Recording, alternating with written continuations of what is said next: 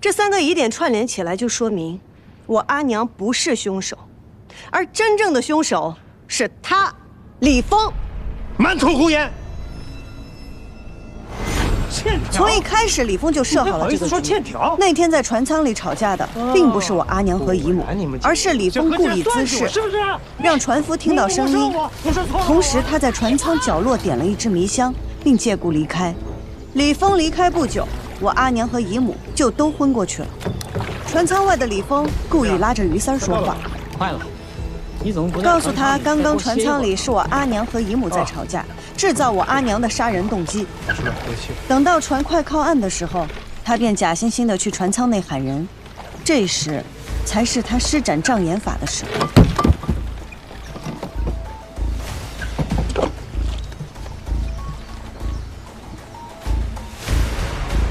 匆忙做完这一切后，他便大叫一声，把于三儿引来。等到于三儿来到船舱内，便下意识地认为我姨母已经死了，而凶手就是拿着簪子的我阿娘。等终于有人可以为他作证的时候，他再痛下杀手，将罪名嫁祸于我。一派胡言，简直是荒谬至极！蒙大人，他在血口喷人！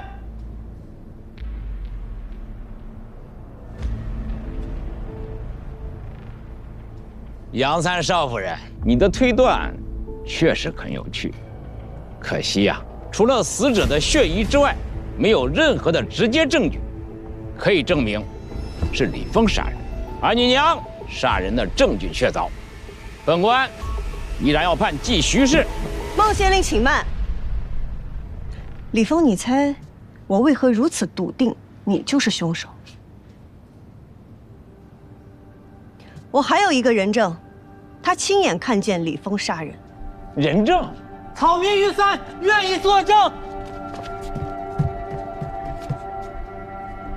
大人，小民有罪，小民不应该知情不报。当时在船上，李峰让小民报案，小民本想速速划船，但又怕将来此事牵扯自己，就想进去跟李峰说说。谁知我这刚一进去，就看见他用簪子杀死了自己的夫人。你胡说！人证物证俱在，你还想狡辩？于三，当时你为什么不说？你知道作伪证同样有罪。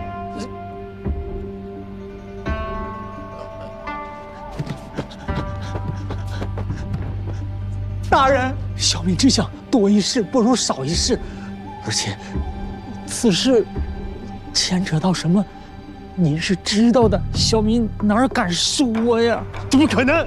若是没人看到，我又怎么会想到去看衣服上的血迹？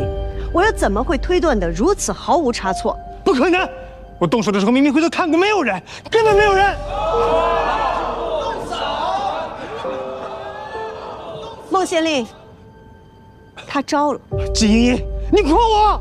比起你栽赃陷害，人面兽心差远了。季莹，你好大的胆，竟敢勾结证人，公堂作伪，你该当何罪？要罚也应该先罚凶手。李峰杀害发妻，栽赃陷害，罪大恶极。难道孟县令要视而不见，充耳不闻吗？难道视而不见，充耳不闻吗？